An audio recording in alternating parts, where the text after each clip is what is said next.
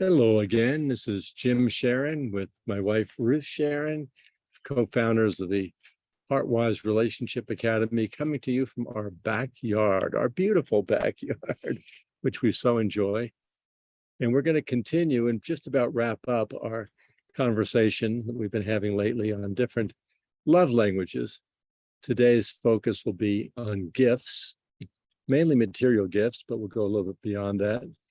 And I also am in the mood to challenge us a little bit today on the whole topic of love languages. So let's start with your thoughts, Ruth, on gifts or anything you want to impart. Sure. Well, I was reminiscing about when I was a little girl and how I would save a few coins here and there from things. And I'd go to the shopping center, big girl, 8 or 9, walk to the shopping center and have my little coins in my purse and go to the 5 and dime and try to find something wonderful for my mother and thank her for all that she does. So it's just kind of innate in me. And so that was done out of heartfulness, right? Yeah, exactly. Yeah, it's just like I love my mom and I want to share with her. And so I got her this little vase, I remember, and I still have it to this day. I took it from the house after she passed, and my dad passed. And I used to go out in the backyard and beyond the backyard into the woods. And there was a field and it had all these wildflowers. And I'd pick flowers and come into the house and give her the gift of these beautiful flowers that I had seen butterflies landing on. And it was just a wonderful thing. And she'd put it in that little vase and put it on the kitchen windowsill. And then I'd go out and play and I could look up there and see that vase on the, and it just gave me a warm feeling in my heart. Which is extended to this day, being willing to be generous with people that you care about and love, friends and family. Right. Yeah, I just like giving. It just feels good to give and to gift people time or physical gifts or beauty. I like to set the table beautifully. Is that a gift? Yeah. How about you? Well, this is my, to be candid, least love language. The other 4, I can get into getting rolled in pretty much any of those 4. This one, I'm not as generous as she is, and I don't value giving gifts as much as Ruth does. I do like to do it sometimes, and I like to receive gifts, but that's not important to me either as a love language. So it's my number 5. Well, we actually added a 6th one to the love languages of silence, and you're good at that. Yeah. So the gifting doesn't have to be things. Our kids have been very clear about it. They're like, we don't need more stuff. Just do an adventure with us or take us out to a nice something or other. So it's more experiences as a gift. Sometimes it's even, I'll tell you what touches me a lot is our youngest daughter particularly.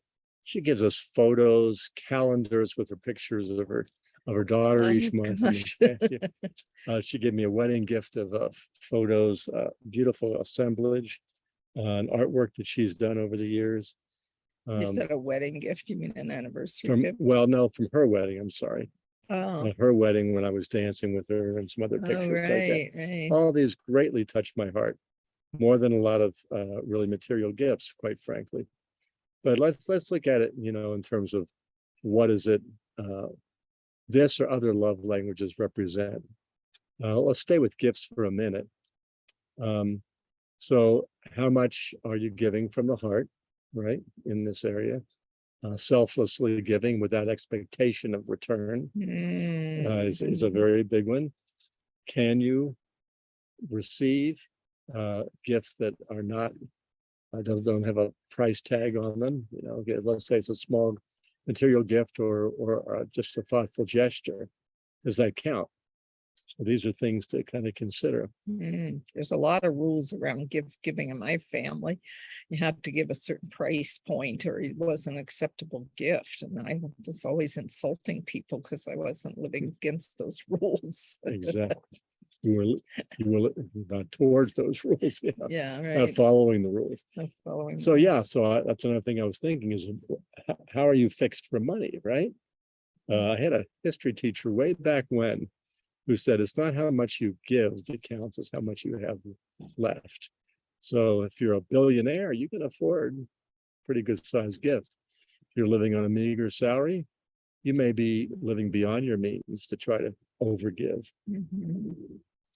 Yeah, so gifting is a big topic, and we're actually wanting to weave that into the conversation about communication, right? Are you Go ready ahead. for that? Yep. And then I want to talk about my challenges. I'm Good. already alluding to some of All that. right.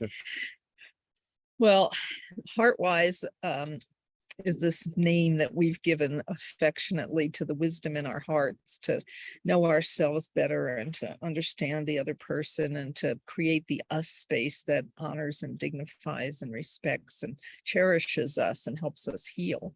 So in that us space, there's a lot of communication snafus and tangles and difficulties. So we want to unpack that a little bit this month on one of our elements of being HeartWise is to communicate well, to speak and listen in a dance. We're actually going to cover that topic at our free HeartWise circle next Wednesday night, the 14th of September. A little seating there. Huh? Yeah. So can you talk about gifts with each other? Like plant that as a seed, like, hey, so-and-so's birthday's coming up, or anniversary, or our anniversary, or whatever, like, let's talk about gifts. What feels right to you? What doesn't feel right?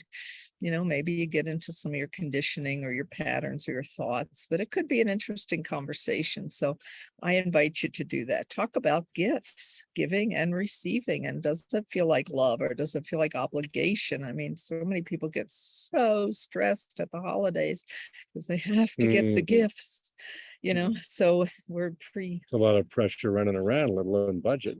Yeah, and just that urgency of having to find the right gift. I mean, so talk about it, prepare. We're always already in September. Look ahead into the holidays. What would feel good to us this year? Maybe we want to change it up, cause a little ripple in the family. Are we willing to tell what our you're saying truth is you want to tell your truth to one another, about your how you are with gifts in terms of giving and receiving, and how you're doing that with your partner and beyond, into holiday giving and all family that. and friends and all that. So it's a big topic. So play with it, take a walk with each other, sit over your meal and just say, hey, I'd love to talk about something. Are you open to having a conversation? And just see, I'm thinking about gifts. Do you like what we're doing? Do you want to change anything? Here's how I feel about it. Let's talk about it. Yeah. All right, my challenges. Because we have been talking a lot about love languages in recent weeks. So like everything else in life, there's pluses and minuses, and there's trade-offs, right? What I want to have us look at here, just in a nutshell, is how much of our love language, whatever that love language is based on strong preference, like something I really value, I really enjoy it. And on the other side of it, how much is obsessive or addictive, or based on expectation. And if I don't have this need met on a very frequent basis and very intensely at that, whatever that means, I'm an unhappy camper. And it's your fault. And it's your fault. Yeah, right. Very good. That's right. Yeah, so we make a lot of rules, covert and overt, about how giving affects us, right? Not just the giving, but all the love languages. Yeah. Does it feel like it's a flow, or does it feel like it's rules and rigid and eggshells, and I better be careful, I'm not safe? Well, besides all the shoulds, the addictive part of it too. There's sex addiction. And, what addiction are you talking about with love languages? Well, yeah, if you have the love language of physical touch, that can bleed into sex addiction. Okay, so the finding where the line is, where it's being honest and rigorous with yourself about it. Right. With gift giving, since we're talking about that today, again, that not only the expectation, but where you become, let's say, a shopaholic. That's definitely a thing. Yep. Where you do acts of service to get love, as opposed to, you do this without strings attached. Oh, very so nice. those are a few examples. Challenges. Nice job. Do we want to really be honest with ourselves about our come from? What's motivating or driving this particular so-called language? Wow, wouldn't that be nice to lift the burden of all those Mm, pressures and patterns. Yeah, that sounds good. So that we're really free to love and be loved. and those don't become vices or obsessions or Yeah, whatever. there's a line. There's Yeah. definitely a line, and finding Like where with that all of line life. is for each person. We've been learning lately in our coaching meetings and groups is that sometimes a strength becomes a liability or a weakness or whatever. Too much of something becomes a problem. Yeah. Yeah. I'm thinking of that saying that we've heard from a spiritual teacher: for every gain, there's a loss, and for every loss, there's a gain. Mhm. So It's it's always just it's playing. a reckoning. It's Yeah, about it's a telling the balancing. truth. Yeah. Yeah. What's true for you about gifts, about are you willing to communicate with your partner in an honest and open way where it doesn't become a fight and you this and you that, and now we're fighting about gifts. No, that's not what we're proposing. We're proposing if there is a trigger that goes off, you could say, whoo, I just hit a hot button there. Let me step back for a minute so I don't act it out. Hmm. Like that restraint, that finding that nanosecond between the reaction and the action. Now we're talking about something else, but yes, in terms of how to communicate How to about this. communicate, yeah, and Mhm. watch the triggers, yeah. All right. All right, so hope to see you at the Wisdom Wednesday, and we are in a launch phase right Did you mean now.